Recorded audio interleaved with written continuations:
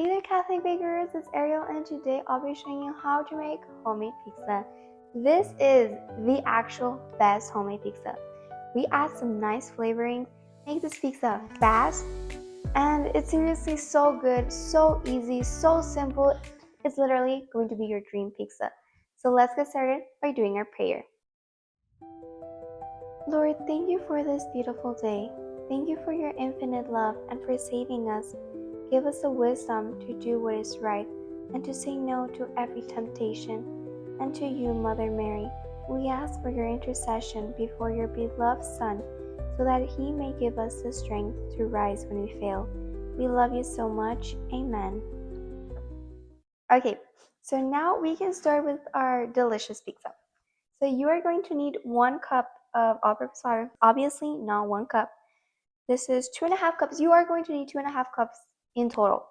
Well, 2 or 2.5, because in yeast recipes, you never really know how much you need until you feel the consistency. Okay, so let's talk about flour. So I really recommend all-purpose flour. The pizza making pros are going to say bread flour is best. But I have done this with bread flour and all-purpose flour, and the result is almost the same. And I just like it with all-purpose flour. Like, my family also agrees that all-purpose flour is the way to go. So just use whatever you have, but you are going to need 2.5 cups in total of all-purpose or bread flour. So you are going to need 1 cup or 125 grams of all-purpose flour in a large mixing bowl. Just using my handy dandy kitchen scale. And next, you are going to need your instant yeast. You're going to need 2.25 teaspoons of instant yeast, or 1 packet. I really love using instant yeast in the recipes I can. In my cinnamon rolls, I like to use active dry yeast. This gives them a nice flavor, but in this recipe, we're using instant yeast. And then you are going to need a 3/4 teaspoon of salt. Then you're going to need 1.5 teaspoons of sugar. Granulated sugar works fine, and this doesn't make your pizza dough sugary. And next, you are going to need a 1/4 teaspoon of garlic powder. So we all know that pizza dough is kind of bland. It doesn't really have a lot of flavor. And I use garlic powder, which makes this, I don't know, it reminds me of Italy. I don't know why, but it does. Next, you're going to need a 1/4 teaspoon of dry basils. It is optional, but like I always say, I do recommend it. Anyway, grab a whisk, and we're going to be whisking these ingredients together. We're going to be whisking these ingredients together. Just get them nicely combined, and it should already be smelling super good. Okay, so they're nicely combined. We don't need this whisk anymore. And now we are going to be adding 2 tablespoons of olive oil. And then you're also going to need a 3/4 cup of warm water. This is just warm water. I do use my instant thermometer. You just want this to be warm. Not steaming hot, but you do want it to be warm. Anyway, let's go ahead and just combine this. You want that olive oil and water to be nicely combined. And of course, our dough is not going to look good, but it should be smelling amazing. Anyway, so this is how it should look. It should be very, very shaggy, but smelling delicious. And next, we are going to be adding gradually our flour. So I just do this in parts. It's really not a lot of flour, but let's go ahead and get this combined. And you can do this in an electric stand mixer. I'm just doing this by hand because it is easy. Okay, so we are going to add a little bit more flour now.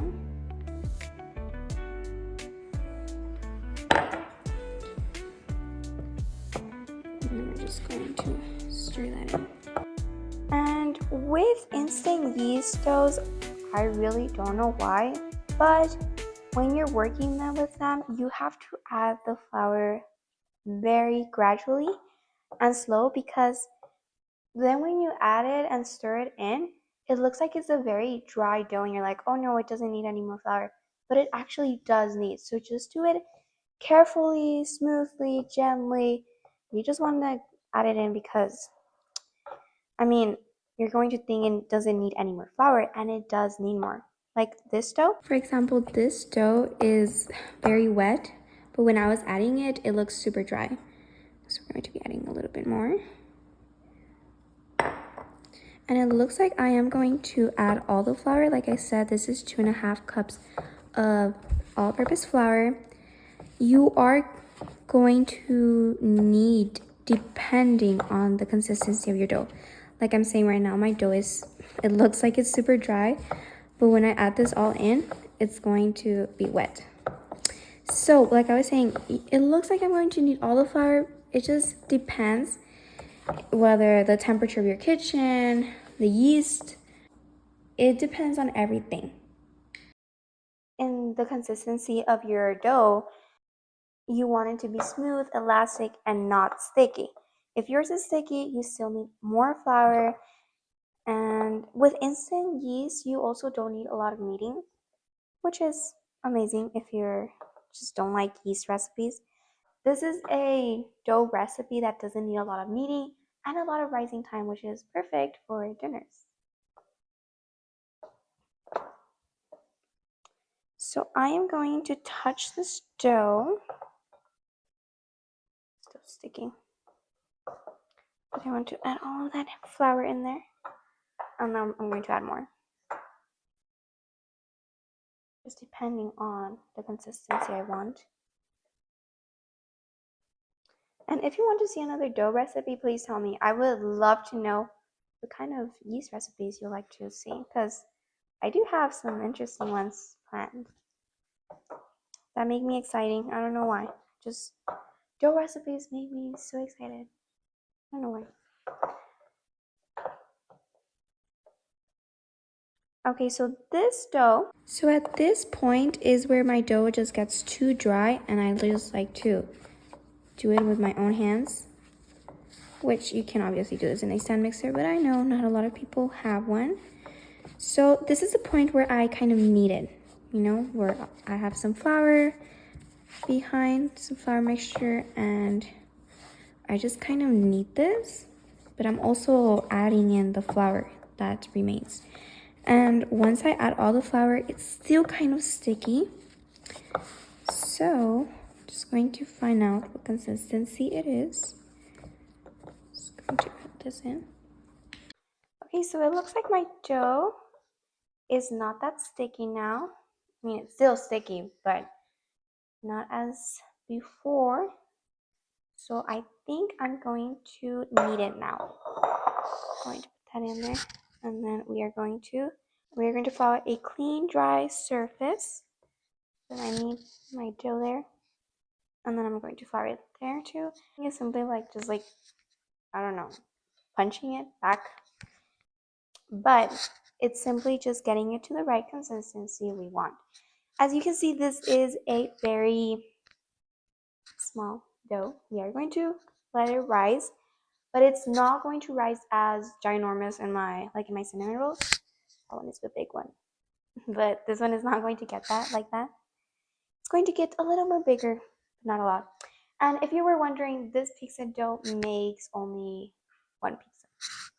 Sadly, I always need to make more than one pizza because everyone in my family loves this pizza, and we seriously do different combinations. And I'm going to put some combinations in the website if you need ideas in the top. And it's still very sticky. So it's almost the consistency I want. It's barely sticking to my surface, sticking to my hands, but it's still a bit sticky. I'm going to add more flour. And look, a little bit more on my surface. And this dough should be smelling super good. And it's not even cooking yet. So like you see, I'm folding it in, folding it out. It's just a little pattern that I just don't know how to explain it, but it's very easy. Okay, so I think it's done. Okay, so this looks amazing. It's wet, but it's not completely dry, you know, like it has a nice consistency. So we are going to let this rise now. Let me just clean up this mess. Okay, so grab a large mixing bowl and grab some olive oil too. We are going to drizzle some in our large bowl. That was a bit more than I wanted, but it's okay. It gives this pizza a nice flavor and just makes this delicious. Okay, so now get a paper towel and we're just going to spread this all over the mixing bowl. Amazing. And grab your pizza dough, your lovely, delicious pizza dough. And we're going to put it in the mixing bowl and we're just going to cover it all with the olive oil. And get some plastic wrap. And cover it. We're going to let it rise for 30 minutes and go ahead and prepare your pizza pan. And meanwhile, preheat your oven to 425 degrees Fahrenheit. I'll see you in 30 minutes. Okay, so my dough has already rise for 30 minutes. It's all puffed up. Okay, so this looks amazing. So now we're going to punch this. It's just so fun. And like I said, this is a smaller dough, but oh my goodness, the size and it's just so good. Wait, so I'm going to flour my surface here. Oh yeah, and I have my toppings here because we're going to be making a pepperoni pizza. Anyway, we're not talking about our pizza yet. Grab your dough. Anyway, put it in a rolling pin, and we are going to flour this too. We're gonna try to make a circle. That's all I ever do is a circle. And to make our best work out of this. Oh yeah, and I forgot to mention. You're going to need a 9x9 inch round pizza pan. I just love this pizza pan. I'll link it in the description. I just love this pizza pan because it's like the perfect size. It's amazing. And you want to line this with parchment paper. Anyway, set aside and let's try to make a beautiful round circle. It really should be smelling amazing. Not that I want to brag about this pizza, but I sound like I'm bragging, right? I mean, it is the best pizza. Just better than store-bought, really. Maybe you don't believe me right now, but when you try this pizza, you're gonna be like, no, we're not buying store-bought pizza anymore. Because that's what happens with my family. Okay, so bring back your pizza pan. Let's make some room for this. So look at this, it's just awful. Nice little round of dough with your pizza pan, and we are going to put this right here. It's okay if at first it doesn't want to budge. Working with parchment paper is a struggle, but you do want to stretch this out nicely, evenly. And now I like to do this extra large because to get that nice form of pizza, we are going to be just pinching the edges. So just pinching the edges the same. It's very easy just to do this. And it makes this pizza so good. And that's why I like to do this a little bigger. If you were struggling with my pizza and parchment paper, it is a bit of struggle, but the cleanup is easier. Okay, so some sides are going to be a little fatter and bigger than the others, but you do want to just get a nice circle. And the pizza is a little smaller once you pinch the edges, but it is worth it. I want this to be nice.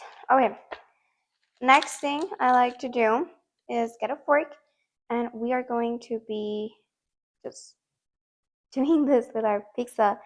This just prevents any bubbles forming in the oven, because then you're gonna get like that kind of pizza that has like a big bump in there. That's why they didn't use a fork. Just do this. You just want to do it evenly. So like you don't have to go like crazy going in every spot, but you do want to have some kind of little holes to prevent some bubbling. Okay, so once we did those little nice holes, we get a little bit of oil, olive oil, just like 2 tablespoons, not a lot. Drizzle that in. And I forgot my pastry brush. Here it is. So we're just going to like spread this evenly. You do want it to go to the crust also. Just going to give that nice little, it's a nice flavor really. Spread this evenly, and it should be really now smelling amazing.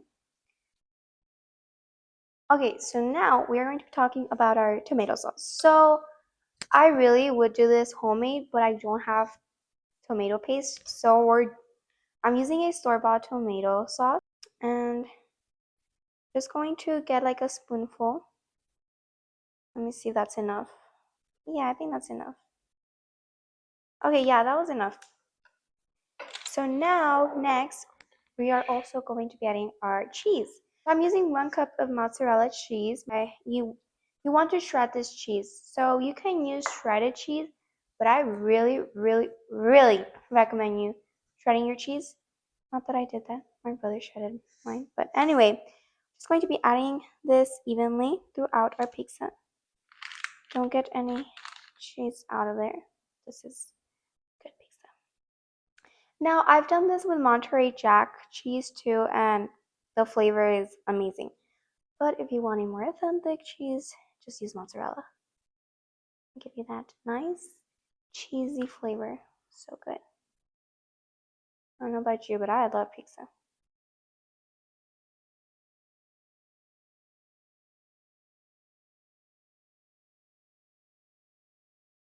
And around here, we love a lot of cheese, so I'm going to fill every little space because we're not wasting cheese around here. Okay, I think that's enough. Now I'm going to get this out of the way, and we are going to be adding our toppings. So if you read in my website, I'm going to put different variations of pizza toppings. Today we're doing a classic pepperoni, keeping it classic. I'm using these ginormous pepperonis because, so using these ginormous pepperonis, just doing 3 because when I cut it, you'll see the end result. We're going to cut them, and it's going to be like, let me do 4. I think we can add another one. Right? There we can. Okay, I think that's good. Either way, it's going to puff up and it's going to look and smell delicious. Okay, so once our pizza is finally finished, let's go ahead and bake this for, so we're going to be putting this in our preheated oven to bake for 13 to 15 minutes. So once your pizza is out of the oven, we can go ahead and see this delicious moment. This is how you make the best homemade pizza. I think you're going to like this one, and if you do, please tell me. I would love to know, and may God bless you. Right. Simply just nicely. I don't know how we forgot the tomato sauce.